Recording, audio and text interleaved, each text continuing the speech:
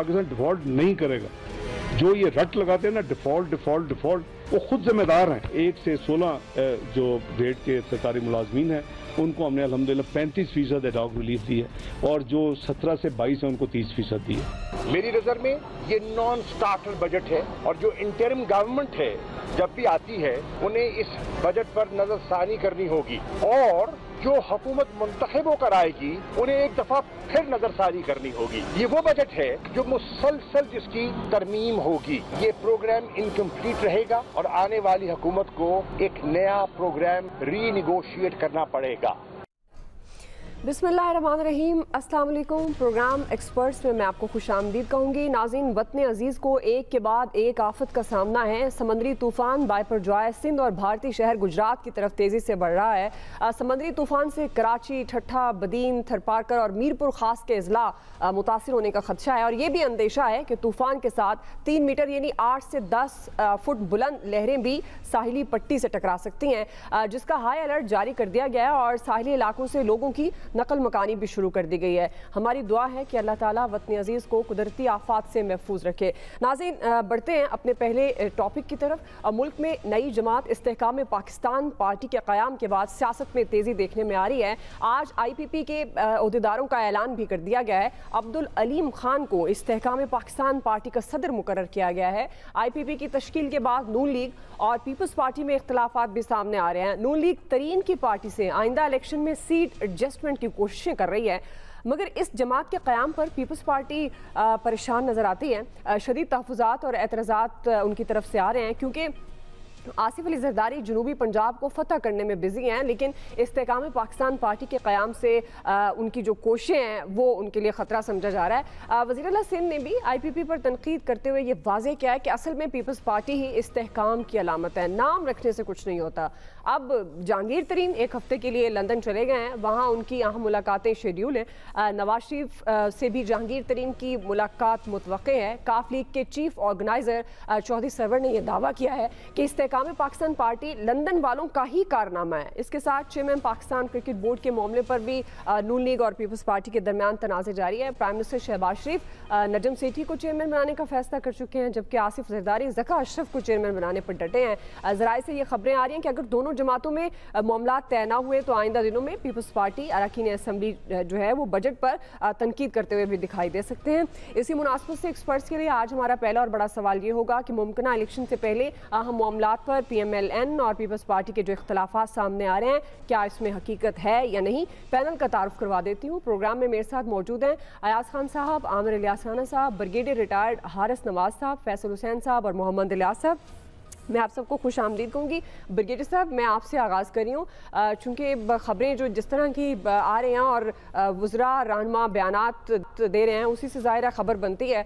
तो ब्रिगेडियर साहब, ये आपको लग रहा है इलेक्शन से पहले नून लीग और पीपल्स पार्टी के दरमियान ये जो इख्तलाफात सामने आ रहे हैं ये शदीद हो सकते हैं, क्योंकि जरदारी साहब बिलावल भुट्टो को प्राइम मिनिस्टर दिखाते हैं, नून लीग चाहती है कि नवाज शरीफ वापस आएँ, चौथी बार प्राइम मिनिस्टर बने। जो IPP इस्तेहकाम पाकिस्तान पार्टी के क़याम के मामले पर भी पीपल्स पार्टी एतराज़ कर रही है, चेयरमैन PCB के मामले पर भी दोनों जमातों में इख्तलाफात नजर आ रहे हैं। तो भाई साहब, इसमें कोई हकीकत भी है या ये बस ज़राए से खबरें हैं, और अगर हकीकत है तो आपको लगता है कि ये इख्तलाफात आगे चलकर शिद्दत इख्तियार कर सकते हैं और फिर ये जो इत्तेहाद इस वक्त पीपल्स पार्टी और नून लीग की सूरत में मौजूद है ये अलग भी हो सकते हैं? देखें, दुआ बात यह है कि दो में अभी कुछ दिन पहले जरदारी साहब ने कहा था कि इलेक्शन मेरी मर्जी से होंगे। Number 2, it is a marriage of convenience. That marriage is convenience, contract marriage is now is almost about to terminate. इसलिए कि दोनों पॉलिटिकल पार्टी हैं, both are fighting for power struggle. They would want to come in federal government में, इसलिए उनके खिलाफ हैं। इस्तेकाम में पाकिस्तान पार्टी आने से पीपल्स पार्टी को बहुत नुकसान होगा, इसलिए कि जो अभी आपके सामने जहांगीर तरीन साहब चले गए, इंग्लैंड गए बात करने के लिए, they want to go for seat adjustment. Issue ये कि PMLN और इनकी भी बड़ी प्रॉब्लम होगी IPP में, इसलिए कि PMLN के लोग नहीं चाहते कि अपनी सीट्स वो इनको दें। 5, 6, 7 शायद वो एग्री कर लें, where they are very strong. Otherwise उनके अगर वो करेंगे तो ये उनको नुकसान होगा, क्योंकि जो लोग भी इधर से PMLN में से सीट एडजस्टमेंट करेंगे, लोग ना PMLN को वोटर्स उनको वोट देंगे, ना PTI को वोटर्स उनको वोट देंगे। इससे PMLN को झटका लगे। ये एक नेशनल में बात कर रहा हूँ, इसलिए पीपल्स पार्टी अभी तक मैं आई स्टिल फील कि वो अच्छी पोजीशन में है, लेकिन ये आईपीपी से उनको बहुत बड़ा फर्क पड़ेगा, क्योंकि नेशनल जो इत्तेहाद वो यही लग रहा है कि पीएमएलएन और उसके बाद आईपीपी मिल के कोशिश करेंगे गवर्नमेंट बनाए। लेकिन बात यह है कि आपके पास ना सिंध में कोई वोट बैंक है, ना पीएमएलएन का बलूचिस्तान में वोट बैंक है, सदरन पंजाब में जरदारी साहब और फिर कुछ आईपीपी वाले ये जो हैं ये जाके वहाँ पर वोट बैंक काटेंगे, तो पीएमएलएन के पास सिर्फ सेंट्रल पंजाब और नॉर्दर्न पंजाब रह जाता है। देखना ये है कि ये, क्योंकि अब जाहिर है कि इलेक्शन, मुझे ये लगता है कि 6 महीने जरूर लगेंगे, असेंबली डिसॉल्व अगस्त में हो जाएंगी, ताकि ये अपनी कारकर्दगी दिखा सकें। आप कॉन्स्टिट्यूंसी में नहीं जा सकते, आप आवाम को कन्विंस नहीं कर सकते कि आपने 1-1.5 साल में जो कुछ हमारे लिए क्या किया है, क्या परफॉर्मेंस है, वो नहीं दिखाते जाते।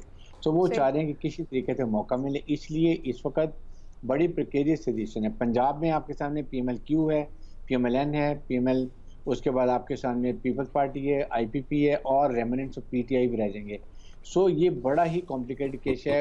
हंग पार्लियामेंट तो ज़ाहिर नज़र आ रही है, I think we all agree on this. मुल्क का ज़ाहिर है कि एक था कि अच्छी सिंपल मेजॉरिटी से बने रह के अपने फैसले करे, लेकिन मेरा नहीं ख्याल का तो वही ब्लैकमेलिंग की चीज़ें चलती रहेंगी। सही है जी।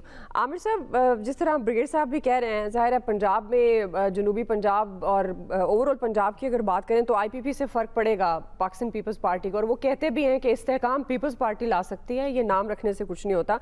तो आपको लगता है कि यही वजह नून लीग और पीपल्स पार्टी में इख्तलाफात की हो सकती है, और ये इख्तलाफात अगर शिद्दत इख्तियार कर जाते हैं तो क्या नतीजा निकल सकता है? वैसे कमाल है ब्रिगेडियर साहब का तज्जिया, ज़ाहिर है उनकी राय है कि पीएमएलएन तो सिर्फ 2 साइडों में पंजाब की चली जाएगी, और 2 साइडें ज़ाहिर है वो पीपल्स पार्टी के लिए हो गई हैं तय, और वो ले जाएंगे और ये एक रीजनल पार्टी रहेगी। बलूचिस्तान में भी उनको हिस्सा नहीं मिलेगा, सिंध उनकी है ही नहीं, केपीके का उन्होंने तज्जिया किया नहीं। तो बड़ी अच्छी बात है, अगर इस तरह का नक्शा इनके पास कोई बन के आ गया हुआ है तो मैं नहीं चैलेंज कर सकता उस बात को, लेकिन ये नहीं मैं कह रहा हूँ ना, अगर कोई नक्शा आ गया तो कोई ऐसा इशू नहीं है, लेकिन मैं अपना तज्जिया जरूर पेश करूंगा। ये जो आईपीपी बनी है ना, ये जिन्होंने बनाई है उन्हीं की रहनी है, और ये किसका बेनिफिट है? ये पीटीआई को कट टू साइज करके एक पार्टी बना दी गई है। इनका कोई मुस्तकबिल है या नहीं है? जिनका खराब करना था उनका किया है, और उनका मजीद किया जाएगा, मंतकी अंजाम तक पहुंचाया जाएगा। पहली बात तो ये है। दूसरी बात ये है कि ये पीपल्स पार्टी के साथ भी इत्तेहाद करेंगे, ये नून के साथ भी इत्तेहाद करेंगे, ये काफ लीग के साथ भी इत्तेहाद करेंगे, ये सारे इत्तेहादी हैं। ब्रिगेड साहब, आपको तो याद है एमक्यूएम और पीपल्स पार्टी भी एक दौर में हुकूमत में होते थे, और जब निगरान हुकूमत बननी होती थी तो दोनों आपस में अपोजिशन में चले जाते थे, और फिर निगरान वजीर आ जाया करते थे। तो ये भी यही कुछ करेंगे, ज़का अशरफ पे करें या किस पे भी करें, ये सब एक हैं। इन्होंने जो मकसद हासिल करना था एंड पे, वो 9 मई पे बम पे पैर मार दिया चेयरमैन पीटीआई ने, और उस पर मुसलसल मारी जा रहे हैं। आप देखें, पिछले हफ्ते कहते थे बंदे बन जाओ, जरदारी, नवाज शरीफ, शहबाज शरीफ और मौलाना, ये तुम्हारे साथ आर्मी चीफ यही कुछ करेगा, ठीक है, और जो मेरे साथ हुआ है, और बच जाओ, मेरा तो 22 साल का तजर्बा है। वो 30-30 साल की कहता तो तुमने बारियां ली हुई हैं, उन्हें अपना तजर्बा बता रहे थे मौसूफ, और आज क्या कह रहे हैं? नहीं, बात तो उन्हीं से करनी है, कल भी उन्हीं से करनी थी, आज भी उन्होंने कहा है कि अल्लाह का वास्ता है मेरे लिए रास्ता खोलो, मैं बात तुमसे ही करना चाहता हूं। मतलब उनकी हालत तो ये हो गई है ना बात करने की। ये तजर्बाकार पार्टियां हैं, इनको एक बड़े तजर्बाकार ने बड़ी मुश्किल से उखाड़ा पिछाड़ा, और जो नया लाडला लाए थे उसने उनकी ऐसी की तैसी फेर दी। समझ आ गई कि इदारे के अंदर घुस गया और खराब कर रहा है, तो अब उसकी तबीयत साफ हो चुकी है। 9 मई को जो बम को पाँव मारा उसने, तो अब जवाब मिल रहा है। ये कोई ऐसी बात नहीं है, ये नेचुरली इत्तेहादी नहीं है पीपल्स पार्टी और मुस्लिम लीग नून। ये मिसाके जमहूरियत भी जनरल मुशर्रफ के दौर में हुआ था। ब्रिगेडियर साहब ध्यान में रखें कि एक कुव्वत जिसने दोनों को फारिग किया, उसके खिलाफ दोनों इकट्ठे हुए। पिछले प्रोग्राम में भी मैंने कहा था, जब आगे बहुत चलेंगे तो ये सारे भी फिर इकट्ठे हो जाएंगे, ऐसी कोई बात नहीं है। जब भी होगा, अब वो आ रहे हैं ना पीटीआई के चेयरमैन साबिक वजीर आजम, जो 3 दफा एक आर्मी चीफ को डी नोटिफाई करते थे, वो नवाज शरीफ पे हंसा करते थे कि मैं होता तो मैं उठा के बाहर फेंक देता। भाई फेंक देते ना, जुर्रत करते। नवाज शरीफ ने तो की थी, भुगत ली, आप भी करके देख लेते। आपके तो बंदे ही आपके साथ छोड़ गए। आप डरे ऐसे कि ना वो जेल भरो तहरीक वाला ऐसा डंग निकलवाया कि जनाब पार्टी 48 घंटों के अंदर तितर और बितर हो गई। अब वो देखे ना, जमान पार्क में कोई जनाना मर्दाना कोई फोर्स ही नहीं रही आपके लिए। अब आप रहमो करम पे हैं, 2nd ईयर वकला पे। वो 1st ईयर वकला भी कहते हैं ना, अब तो मुझे वकालत भी खुद करनी पड़ रही है। ये हालात की सितम ज़रीफी होती है।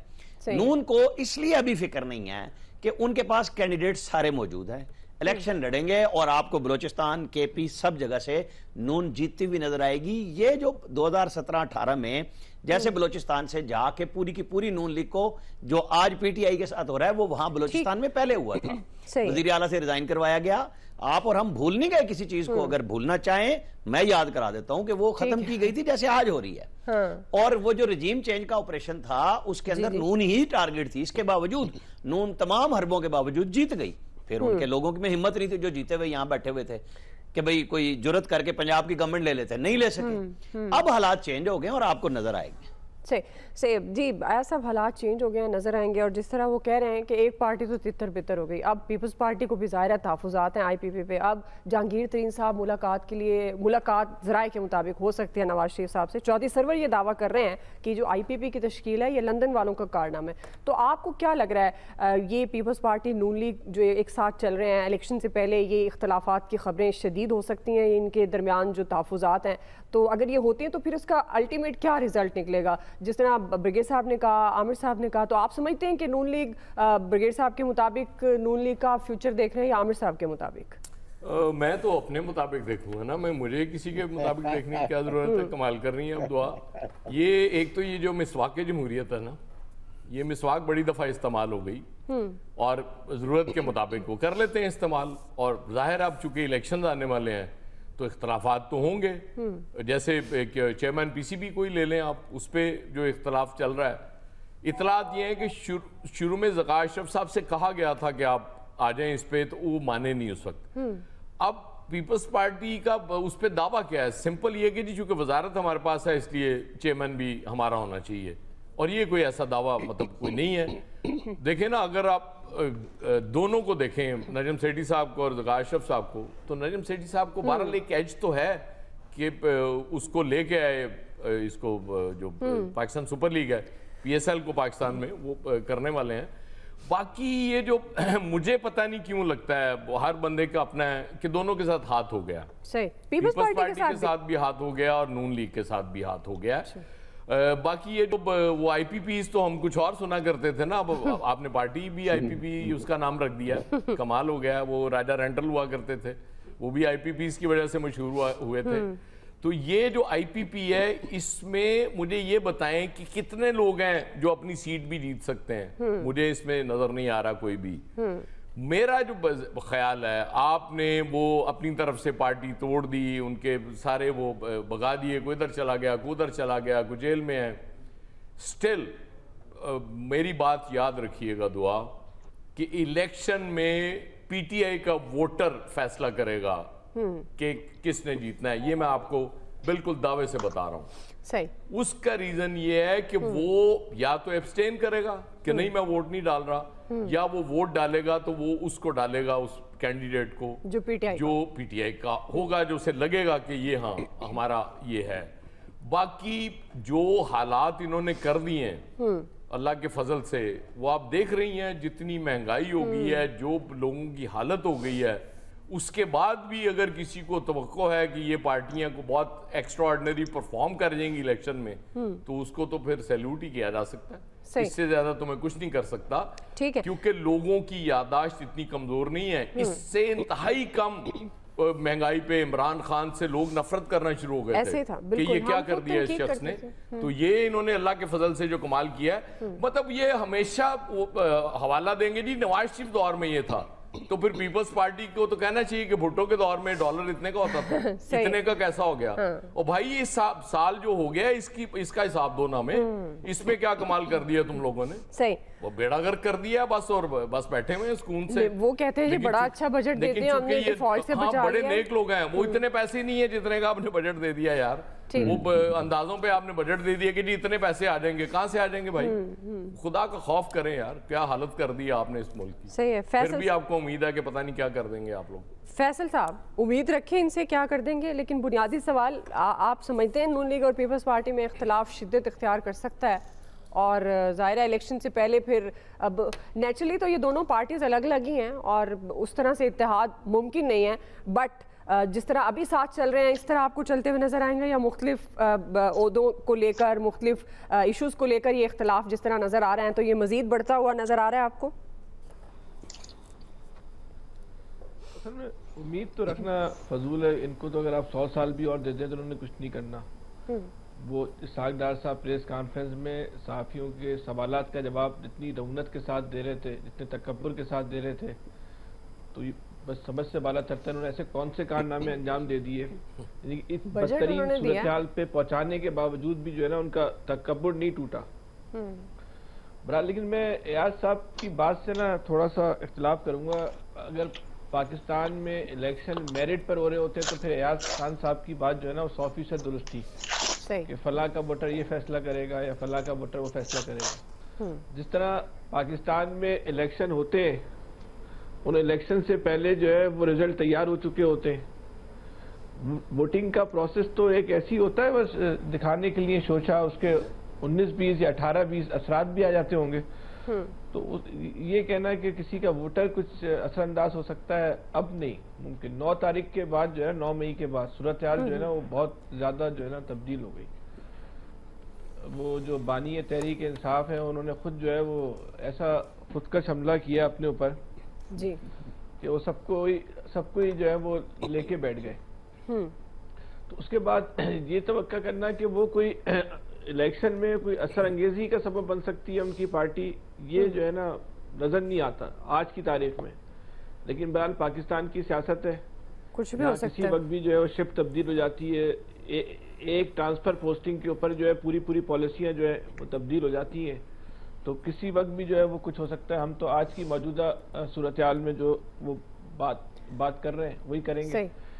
बाकी नून लीग और पीपल्स पार्टी का जो मामला है ये बिल्कुल अगर आप इसका गैर जानिबदाराना तज्जिया करें ना तो नून लीग को तहरीक इंसाफ से ज्यादा नुकसान जो है वो पीपल्स पार्टी ने पहुंचाया इस गुज़श्ता 4 साल में 5 साल में। पीपल्स पार्टी जो है वो दोनों हाथ में लड्डू लेके घूमती रही और आज भी वो लड्डू लेके दोनों हाथ में घूमना चाह रही है। मतलब पीपल्स पार्टी का ये सोचना है कि वो पंजाब को फतह कर लेगी और इस पे हम और आप बैठ के डिबेट भी करें कि वाकई क्या पीपल्स पार्टी पंजाब फतह कर लेगी, ये मामरा अकल बात है। और कैसे कर लेगी, अगर पता नहीं ये सोच भी कैसे पैदा हो रही है, ये भी एक समझ से बालातर बात है। बाकी ये जो इस्तेकाम पाकिस्तान है, कौन सा पाकिस्तान है? इस्तेकाम पाकिस्तान है नहीं इस्तेकाम पाकिस्तान है ना, तो इस्तेकाम पाकिस्तान का मंजन तो बिकना ही बिकना है ना, इसमें तो कोई दो राय नहीं है। तो इस्तेकाम पाकिस्तान का मंजन जो बिकना है, अब जो दुकानों पे रख दिया गया हो तो इस्तेकाम पाकिस्तान वालों ने तो नहीं बेचना। तो जिन्होंने जिसको बेचना है वो उनको बेचेंगे। वो तो अभी सब कुछ मेरे ख्याल में तय हो चुका होगा कि किसको जो है वो किसका हिस्सा बकदरे जुस्सा के फार्मूले के तहत किस को जो है वो कहाँ जो है वो एडजस्ट करना है। ठीक, लेकिन अगर जो वोटर नहीं निकलता उस दिन, जिसका गालिब इम्कान हम कह सकते हैं इस हद तक कि इस बात का इम्कान हो सकता है कि वोटर ना निकले, उसका इम्पैक्ट आ सकता है। लेकिन वो कोई बहुत ज्यादा नतीजा खेज इम्पैक्ट नहीं होगा, बहुत नतीजा खेज जो है वो नहीं होगा। उसकी सूरत हाल को और इलेक्शन के नताइज को जो है वो तब्दील कर दे। इस वक्त फोकस ये होना चाहिए कि जल्द से जल्द इलेक्शन हो जाए। अगरचे कोई नई हुकूमत कोई पाकिस्तान को में कोई इनकलाब नहीं आएगी, लेकिन इस वक्त की जो बदतरीन सूरत हाल है, इस वक्त पाकिस्तान जिस बदतरीन सूरत हाल से गुजर रहा है, इस वक्त पाकिस्तान को एक 5 साल की हुकूमत की जरूरत है। सही है, चाहे वो किसी जमहूरी नामनियाद जमहूरी हुकूमत हो या माशाल्लाह की हो या इमरजेंसी की शक्ल में हो, किसी भी शक्ल में हो, एक 5 साल की हुकूमत की तो बहरहाल जरूरत है। तो इलेक्शन जो जल्द से जल्द हो जाना चाहिए।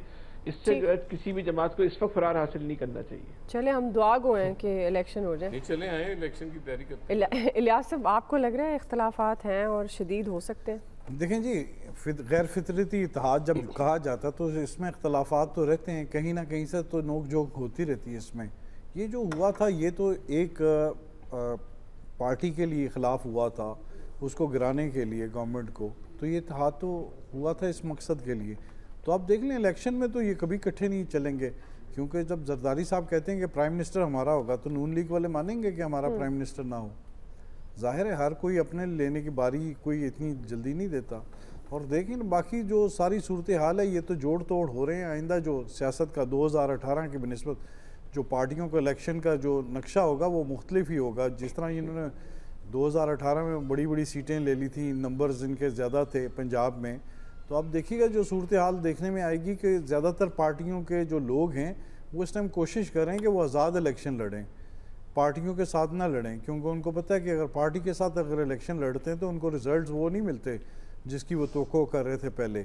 तो अब तो ये सूरत हाल है। नून लीग वाले भी देख लें कि उनके क्या रिजल्ट्स हैं, क्या नताइज हैं, वो उसी तरह सूरत नहीं। पीपल्स पार्टी वाले भी देखेंगे इस तरह, जो दूसरे हैं वो भी चाह रहे हैं कि आज़ाद लड़ें, और आज़ाद लड़ के इस तरह ग्रुप की सूरत में काफ़ी लोग हैं जो अपनी पार्टियों से देखिएगा रब्ता करेंगे और कहेंगे जी हम आज़ाद सीट लड़ेंगे, बाद में फिर जब गवर्नमेंट बनती तो लाक कर लेंगे या शामिल हो जाएंगे। तो ये भी सूरत हाल अभी वाज़ह नहीं हो रही। अभी तो देख रहे हैं सारी सूरत हाल के इलेक्शन कब होते हैं, अभी तो ये मुद्दत पूरी हो रही है। अब इलेक्शन देखें अगर कोई होती है, सूरत हाल क्लियर होती है जी, तो उसके लिए देखें वैसे तो सारे वो कर रहे हैं तैयारियां वगैरह, तो नए चेहरे भी आ सकते हैं इस वक्त। तो इसलिए सूरत हाल ये है कि ये पार्टियों को अपना भी फिक्र पड़ा हुआ कि किस तरह हम देखें जनूबी पंजाब की जानब देखें IPPs आ गई और पीपल्स पार्टी आपस में देखें एक ही उनके वोट बैंक जो है आपस में एक दूसरे को तोड़ेंगे। इस तरह जाके जो है वस्ती पंजाब वगैरह में उसमें जो आ जाएंगे तो देख लें नून लीग को भी डैमेज करेंगे। पंजाब में से जो सूरत हाल थी ना कि जो पंजाब में वाज़ह अक्सरियत हो जाती थी एक जमात की, अब वो सूरत हाल देखने में नहीं आ रही। अब जो भी होगा कोई आज़ाद धड़ा बनेगा ताकि उन पर जो तलवारें लटक जाती हैं कि बाद में इसको वोट नहीं देना, इसमें शामिल नहीं होना, तो वो अपने आप को बचा के तजर्बे के साथ सीख के और देखेंगे कि रिजल्ट कहाँ से उनको बेहतर मिलता है। उन्होंने अवाम में जाना है तो अवाम देखें उनको वोट देती है कि नहीं देती, तो जाहिर है वो अपने आप को नेक साबित करने की कोशिश करेंगे सारे सियासतदान। सही है जी, सियासतदान वैसे है कि आपको किसने कहा है कि वो साबित करेंगे। बहरहाल हालात आपके सामने हैं। आप सियासी तौर पर ज़ाहिर है प्रेडिक्शन नहीं उस तरह से हो सकती। तज्ज़ियाकारों की आपने एक्सपर्ट्स की गुफ्तगू सुन ली है। IPP का क्या फ्यूचर हो सकता है और क्या नून लीग और पीपल्स पार्टी का इत्तेहाद किस तरह, और इलेक्शन से पहले ये इख्तलाफात बढ़ते हैं या कम होते हैं, ये आने वाले दिनों में इसका सही अंदाज़ा हो सकेगा। अभी एक ब्रेक ले लेते हैं, ब्रेक से वापस आएंगे। हमारा दूसरा सवाल कराची की मेयरशिप पर होगा जहाँ इस वक्त ज़बानी जंग तेज़ हो गई है। PTI के दर्जनों अरकान के जमात इस्लामी को वोट न देने के इत्तलात भी हैं। हम सवाल ये रख रहे हैं क्या मेयर कराची के लिए पीपल्स पार्टी का रास्ता साफ हो गया? राय लेते हैं ब्रेक के बाद। नाज़रीन, कराची के मेयरशिप पर ज़ुबानी जंग तेज़ हो गई है। 15 जून को मेयर और डिप्टी मेयर का इलेक्शन होने जा रहा है और ये इलेक्शन शो ऑफ हैंड्स के जरिए होगा। पीपल्स पार्टी के मुर्तज़ा वहाब हैं और जमात इस्लामी के नईमुर रहमान जिनके दरमियान ये सख्त मुकाबला है। इलेक्शन से पहले जमात इस्लामी और पीपल्स पार्टी के दरमियान इल्ज़ामात की भी बौछार है। जमात इस्लामी ने पीपल्स पार्टी पर कराची का मैंडेट चोरी करने का इल्ज़ाम लगा दिया है और इस वक्त पार्टी पोजीशन अगर नाज़रीन देखें तो इस वक्त ऐवान में पीपल्स पार्टी की 155, जमात इस्लामी की 130, PTI की 63 सीट्स हैं, PMLN की 13 हैं, JUI की 4 और TLP की 1 नशिस्त है। पीपल्स पार्टी की जानिब से ये कहा जा रहा है कि उनके और उनके इत्तेहादियों की तादाद 173 है, जबकि जमात इस्लामी PTI को मिलाकर 193 अरकान की हिमायत का दावा कर रही है। मगर यहाँ इंतहाई अहम बात यह है कि अब जमात इस्लामी के लिए मेयर बनाना मुश्किल दिखाई दे रहा है, क्योंकि PTI में 30 से 40 अरकान की जानिब से फॉरवर्ड ब्लॉक बनाए जाने की बेतलात हैं और उन्होंने जमात इस्लामी के मेयर को वोट ना देने और ऐवान से गैर हाजिर रहने का ऐलान किया। इसी से मुतल्लिक हमारा सवाल, फैसल साहब मैं आपसे आगाज़ करूँगी, चूँकि अब जिस तरह के इल्ज़ामात भी एक दूसरे पर लगाए जा रहे हैं, कराची की मेयरशिप का जो इंतखाब है, अब PTI में अगर देखें तो 30 से 40 अरकान का 15 जून को ऐवान से गैर हाजिर रहने का भी इम्कान है। क्या आप समझते हैं कि मेयर कराची के लिए जो दावे कर रहे थे, नासिर शाह साहब भी कह रहे थे कि PP मेयर का इलेक्शन कैसे जीतेगी, इस बात को छोड़ें, यानी हर हाल में जीतेगी। अब जबकि नंबर गेम में इस वक्त जमात इस्लामी भी ज़ाहिर है पोजीशन में है, तो आप समझते हैं कि अगर PTI के कुछ अरकान फॉरवर्ड ब्लॉक या साइड पर हो जाते हैं, गैर हाजिर रहते हैं, तो मेयर कराची पीपल्स पार्टी आसानी से बना लेगी फिर? जी फैसल साहब, समझे कि आवाज आ रही है आपको मेरी? जी आवाज आ रही है आपको मेरी? जी आ रही है। आप इस बात को यूं समझें कि पीपल्स पार्टी जीत गई है। 9 मई के बाद जो है ना बहुत कुछ तब्दील हो गया है। 9 मई से पहले की सूरत हाल जो है वो बहुत मुख्तलिफ थी और 9 मई के बाद की सूरत हाल जो है वो बहुत मुख्तलिफ है। तहरीक इंसाफ के जो UC नाज़मीन हैं उनको जो है एक महफूज साहिबान चाहिए क्योंकि कोई तहरीक इंसाफ के जो लोग थे वो कोई नजरियाती बुनियादों पर तो तहरीक इंसाफ के साथ नहीं जुड़े हुए थे, तो किसी वो मक्तलगाह से कोई हंसते मुस्कुराते जो है गुजर जाते। यहाँ तो एक हल्का सा झटका लगा, पूरी की पूरी तहरीक इंसाफ का जो है वो पूरी तहरीक इंसाफ जो ढबरदूस हो गई। तो अब वो तहरीक इंसाफ के लोगों को तो जो महफूज जो है वो साहिबान चाहिए, तो वो पीपल्स पार्टी उनके लिए इस वक्त जो है वो हर लिहाज से जो है वो एक आइडियल जो है वो उनके लिए महफूज मस्कन है, जहाँ वो अपने आप को जो इस वक्त की जो सूरत हाल है उससे भी महफूज रख सकते हैं, और जो दीगर जो मामलात होते हैं ठेकों के और दीगर जो हमारे कल्चर है पैसे कमाने वाला, सही, उसका असरात भी ज़्यादा बेहतर उनको जो है पीपल्स पार्टी के अंदर ही जो है वो मिल सकते हैं। जी हाफिज नईम साहब की, अब इसको आप एक तरीके से बदकिस्मती कह लें कि ये जो 9 मई को वाकया हुआ उससे पहले अगर मेयर का इलेक्शन होता तो शायद मुकाबला हम कह सकते थे कांटेदार हो रहा है, या उसमें हाफिज नईम के इम्कानात भी हैं। अभी तो इस लफ्ज मुकाबले से ना कांटे का लफ्ज ही निकाल दें। जाहिरी से कि हम तो आप तो जाहिरी सूरत हाल पे ही बात करते हैं ना, उस दिन कोई मौजूदा हो जाए तो कोई अलग बात है। जाहिरी सूरत हाल में तो यकतरफा जो है पीपल्स पार्टी का मुकाबला है, और मुर्तजा बाब जो है वो ये मेयरशिप जो जीत जाएंगे, और पीपल्स पार्टी का जो ख्वाब था कि कराची पे का मेयर उसका बने, ये ख्वाब जो आज तक उसका पूरा हो नहीं सका, वो ख्वाब जो है पहली दफा जो है वो पूरा होने जा रहा है। पीपल्स पार्टी का ख्वाब तो ये भी है, पंजाब का वजीर आला है, पंजाब का तो नहीं आ रहा। आप लोगों ने दुआ की थी कराची का मेयर आ जाए, आप लोगों की दुआ कबूल हो गई। हमने कोई ऐसी दुआ नहीं की थी, लेकिन ब्रिगेड साहब आपने तो ये दुआ नहीं की थी। ये बात तयशुदा है कि मुर्तजा बाब जो है आइंदा कराची के जाहिरी सूरत हाल में ये मेयर होंगे। सही, ब्रिगेड साहब आपने तो नहीं दुआ की थी कोई?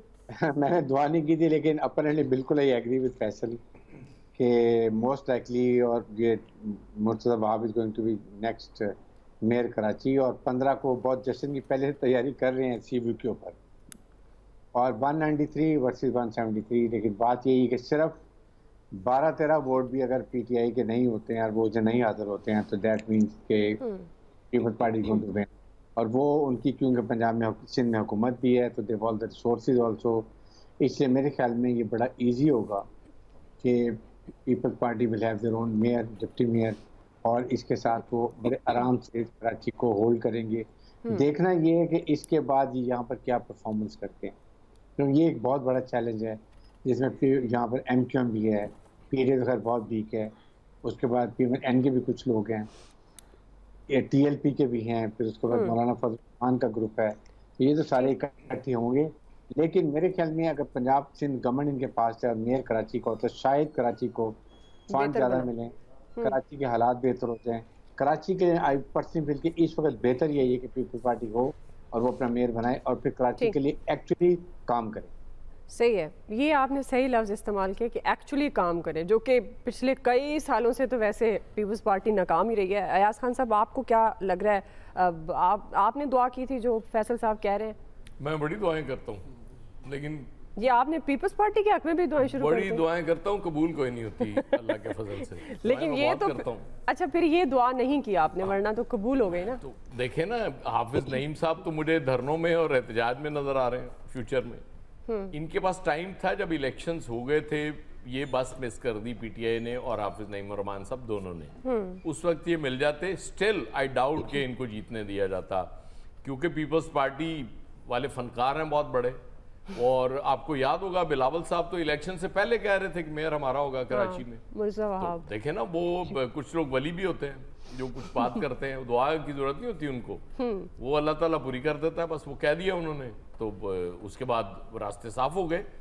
अब ये बात ठीक है कि अगर कोई दूसरा मेयर बनेगा तो फंड्स वही रोला रहेगा कि फंड्स बिल्कुल नहीं देने हैं। अब ये डिपेंड करेगा कि फंड्स क्या कराची की बेहतरी के लिए दिए जाएंगे या अपनी बेहतरी के लिए दिए जाएंगे, क्योंकि रिवायत यही है कि हमें फंड्स जो चाहिए होते हैं अपनी बेहतरी के लिए चाहिए होती हैं, कि जितने फंड्स आ जाएं हम अपने हालात को मजीद बेहतर कर लें। उसकी वजह ये ना कि अब आपने सिस्टम ही ऐसा बना दिया हुआ है, इलेक्शंस पे ही इतने पैसे खर्च हो जाते हैं, तो लोग बेचारे वो भी क्या करें, उनको वो साइकिल पे आने वाला भी फिर वो घूम रहा होता है V8 पे, क्योंकि वोट ही कोई नहीं देता नेक्स्ट टाइम उसको, जब तक वो कहते हैं ना कि ये ठीक हो गया, इसने हमें ठीक लूट लिया, लिहाजा ये हमारा कैंडिडेट हो सकता है। जो बेचारा नहीं लूटने की पोजीशन में होता है, कहते हैं यार इसको तो फारिग करो, ये जो अपने लिए कुछ नहीं कर सका हमारे लिए क्या करेगा। ये अप्रोच जब तक खत्म नहीं होगी तब तक इस कौम की हालत नहीं बदल सकती। और मेरा ख्याल एंडी रनी है, तुसी ऐसे टेंशन जी आमिर साहब। जब बिलावल दफा आ रहे थे और वो कंपेन कर रहे थे 2018 में, तो मेरा ख्याल ये था कि ये जब पंजाब में भी पीटीआई है और मरकज़ में भी है, तो ये शायद कोई अच्छी हुकूमत पेश करेंगे कि एक यंग लीडर आया उनका और वो दिखाएंगे कि जी देखिए हमारी नई क़यादत आई है और हम सिंध में डिलीवरी दे के और पंजाब का मुकाबला कराएंगे। तो हमारे साथ हाथ हुआ, यानी पाकिस्तान के साथ हाथ हुआ कि सबसे काबिल आदमी वज़ीर आला पंजाब लग गए, यानी उस्मान बुज़दार साहब। इमरान खान ने ढूंढ के तोहफा लगाया एक, और वहाँ सिंध में ज़ाहिर है कि वो शाह साहब मौजूद थे और फिर दोनों ने मिल के नाअहली में चैम्पियनशिप का मुकाबला किया।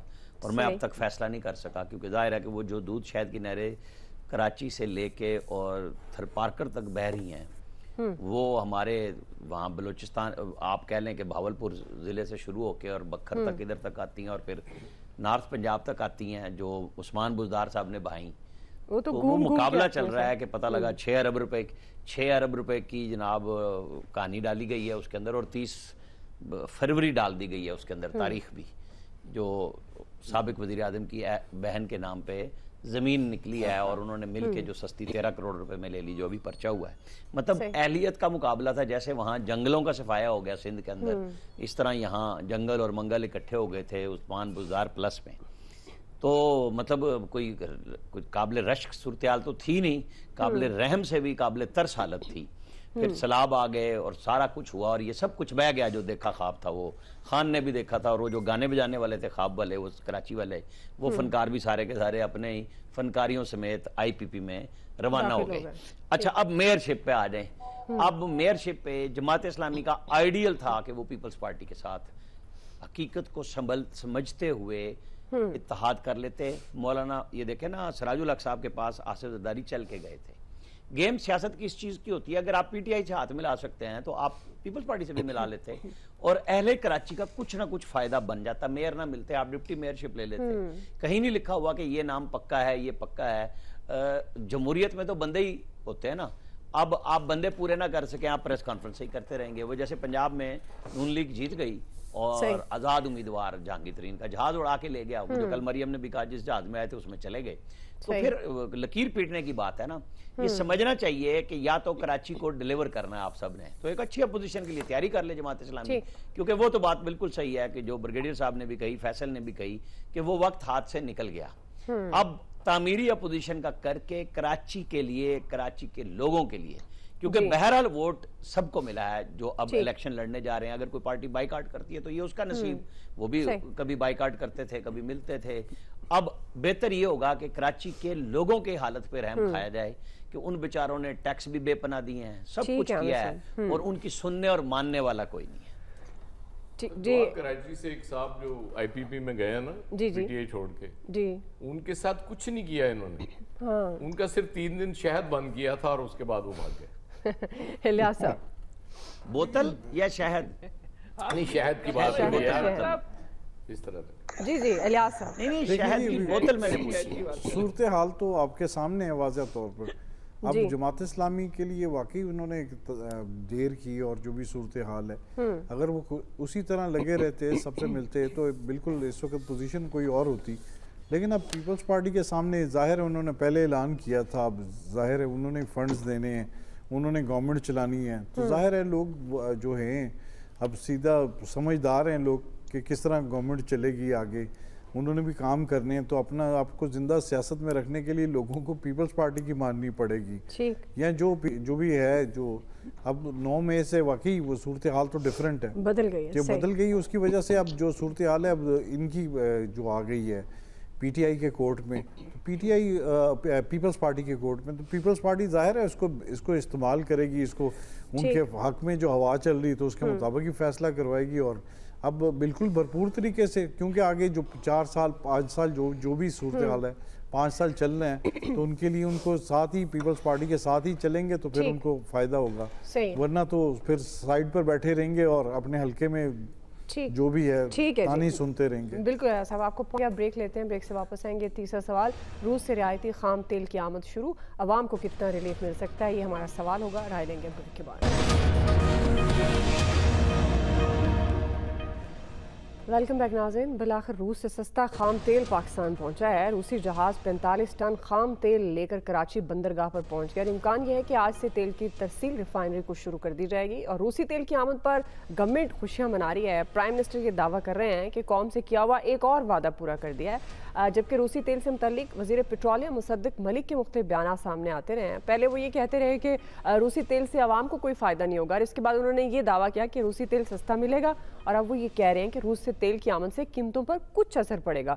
अयाज साहब, मैं आपसे आगाज़ करूंगी। ये जिस तरह वज़ीर पेट्रोलियम के मुख्तलिफ बयानात मैंने सामने रखे, प्राइम मिनिस्टर भी खुश हो रहे हैं कि वादा पूरा कर दिया, आपको लगता है रूसी तेल की आमद से आवाम को फ़ायदा हो सकता है? उन्होंने ये थोड़ी कहा था कि अवाम को फायदा देने के लिए हम तेल मंगवा रहे हैं। उन्होंने आपसे वादा किया था कि हम रूस से तेल मंगवा लेंगे, सही, वो वादा उन्होंने पूरा कर दिया। इस पे आपको जश्न मनाना चाहिए, अगली बात नहीं करनी चाहिए, क्योंकि ये ज्यादा आप कितना एक उसका फर्क डाल लेंगे। ये या तो पिछले साल आ जाता, ये बहुत टाइम जाया कर देते हैं ना हम जी। तो उस वक्त बात हो रही थी कि जी यहाँ रिफाइनरी नहीं है, कोई इसको वो रिफाइन ही नहीं किया जा सकता इस ऑयल को। ये बड़ा अर्सा बहस चलती रही। उसकी वजह ये है कि उस वक्त गवर्नमेंट कोई और थी, इसलिए मैं लग रहा था कि उसका फायदा नहीं होगा। अब चूंकि गवर्नमेंट अच्छी वाली आ गई भी है, इसलिए मेरा ख्याल है कि फायदा ये तो हो गया कि तेल आ गया, बाकी हमारा तेल और कितना निकलना है ये नहीं पता। आमिर साहब, बात यह जी कि जो भी जश्न मनाएं, अगर लोगों को फायदा नहीं होता तो बस फिर गपशप है। जो करना है इनके पास, अब आप देख लें कि 1 जुलाई के बाद 42 दिन है मैक्सिमम, और उसके अंदर आप ये 18 दिन डाल लें तो आपके पास 60 दिन है। 60 दिन के अंदर आप तेल सस्ता दे देते हैं तो आपको फायदा है, वरना ज़ाहिर लितर ही पड़ेगा जो पहले आप खा रहे हैं। और मार्केट का तो नहीं मैं कह सकता, लोगों से तो बिल्कुल खा रहे हैं। वोट शोट नवाज शरीफ के बाद जो अयाज साहब बात कर रहे थे, मैं बिल्कुल पाकिस्तान की सियासत का तालिब इल्म होते हुए कहता हूं कि फ़र्क पड़ेगा, नवाज शरीफ आ जाएगा और उसी के नाम पे वोट पड़ना है PMLN को। लेकिन अगर ये वोट कर गए सस्ता तेल तो इनको ओवरऑल फ़ायदा होगा, पाकिस्तानी अवाम को भी हो जाएगा, वरना ये 2-3 दिन के बाद इनकी अच्छी खासी इसके ऊपर वो पेट्रोलिंग शुरू हो जाएगी। ब्रिगेडियर साहब देखें, ये ऑयल तो आ रहा है और ये सस्ता बड़ा क्लियर कह दिया मुसद्दिक मलिक ने, बड़ा कम पड़ेगा, लेकिन बहुत अहम, अगर PMLN वांट के इनकी कोई परफॉर्मेंस हो, आवाम के पास कॉन्फिडेंस से जाएं, they will have to take extra measures कि पेट्रोल डीजल कम करें, आवाम की महंगाई कम करें, अब डोमेस्टिक जो कंट्रोल्ड आइटम में प्राइसेस वो कम कर दें। कम से कम आवाम को नजर है कि PMLN ने बजट के बाद कुछ किया है, वरना ये जो आपने सैलरी बढ़ाई है, ये सैलरी 40-50 लाख लोगों की है, 22 करोड़ आवाम के लिए क्या किया, ये 25 करोड़ आवाम के लिए वो नजर आना चाहिए। और देखिए, ईरान का डीजल आपको इजीली अवेलेबल है, चाइना इंडिया दबा के उनसे ऑयल सस्ता ले रहे हैं, हम इतना क्यों डालते हैं? आप ईरान से लें, सीधा बलूचिस्तान से पाकिस्तान में लाएं और देखें आपको कितना सस्ता ऑयल मिल जाए। सही। फैसल साहब, वैसे ये मुल्क भी कमाल है, अपनी इस मुल्क की सियासत भी कमाल है कि यहाँ पे तेल आने का जश्न इस बात का मनाया जा रहा है, इस बात पे बात हो रही है कि इसका मुस्लिम लीग के वोट बैंक पे कितना असर पड़ेगा। बहरहाल मैं एक सवाल ब्रिगेडियर साहब से पूछना चाहता हूँ, मेरे पास इतनी मेरी जहनी सतह कम है, अगर वाकई रशिया का ऑयल आने से, पेट्रोल आने से, तेल आने से पाकिस्तान की मईशत को इतना फायदा पहुंच सकता था और हमारे लिए इतनी खुशी की बात थी, तो फिर हम 70 साल तक जो है वो रशिया से क्यों लड़ते रहे? फिर जिन्होंने ये पॉलिसी बनाई कि रशिया से हमने लड़ना है, किसी और की जंग में कूद के हम रशिया से लड़े, 79 से अमेरिका चले गए, जो कुछ हुआ सबके सामने, तो क्या हमारी गलती नहीं थी? आप हमेशा अपने नेबर्स में स्ट्रॉन्ग, पूरी कौम first be strong in your neighbourhood. जब आप पहले ही एक शुरू में ही चले जाते हैं जाके पेशावर को, जहाँ पे यूट्यूब उड़ा दिया और उससे कॉम्प्लिकेशंस हो गई, उससे आज हम सफर कर रहे हैं। तो आप अपनी पॉलिसी मुल्की मफाद में बनाते हैं, नॉट के किसी के बाहर के बुरनी कुव्वत के अंदर आके। ये हमारी शुरू से डायकॉटमी रही है हमारे साथ। जी ठीक है। फैसल साहब, मैं अब इलियास साहब की तरफ जा रही हूँ। इलियास साहब, देखिए ये इंपोर्ट अगर करते हैं तो रशिया से, तो आपका इंपोर्ट बिल कम होता है। इंपोर्ट बिल कम होगा तो आपको जो रिजर्व मेंटेन करने में फ़ायदा होगा। तो इसको जो अवाम में मुंतकिल करना है, जो इन्होंने अवाम को भी करते हैं रिलीफ। अगर आपको 12 से 14-15 डॉलर सस्ता मिल रहा है उधर से, या 18 डॉलर, तो आपको इस डॉलर का जो फ़ायदा है वो अवाम तक मुंतकिल करना चाहिए। इन्होंने तो अभी पहले जो पेट्रोल सस्ता किया उसके इम्पैक्ट नीचे आने ही नहीं दिए, ना कीमतें कम की। गवर्नमेंट के पास पता नहीं टाइम ही नहीं है कि चीज़ें को कंट्रोल करना, मैनेज करना, ये प्राइसेस को कंट्रोल करना, कि किस तरह ट्रांसपोर्ट का कम होता है। इसके अलावा खाने पीने की जो चीज़ें, उन पर जो इम्पैक्ट आना चाहिए था वो किसी चीज़ में भी नहीं आया, ना बिजली में आया। तो गवर्नमेंट को ये सारी चीज़ें देखनी चाहिए कि अगर उसका फ़ायदा ले रहे हैं तो अवाम को मुंतकिल करें, बजाय कि अपनी ख़जाना भरते जाएँ। उस ख़जाने के भरने से ये है कि आप अपना कर्ज़े शर्ज़े तो उतारेंगे, ज़ाहिर है आपके पास वसाइल नहीं है, तो इस तरह वसाइल आपको मैनेज करने पड़ेंगे। अपनी इकॉनमी को मैनेज करने के लिए आपके पास एक अच्छा तरीका है कि ज़्यादा जो इम्पोर्ट बिल है वो कम हुआ आपका। बिल्कुल आपकी बात दुरुस्त है। अब ये मैनेज कोई स्ट्रेटजी बनाएं, अपने लिए रखें, लेकिन बात तो ये है ना कि आम आदमी को फ़ायदा होना चाहिए। अब देखना है कि फ़ायदा होता है या नहीं। एक्सपर्ट्स की राय आपने जानी। आज के एक्सपर्ट से इतना ही। फीडबैक दीजिएगा। ख्याल रखिए। अल्लाह हाफ़िज़।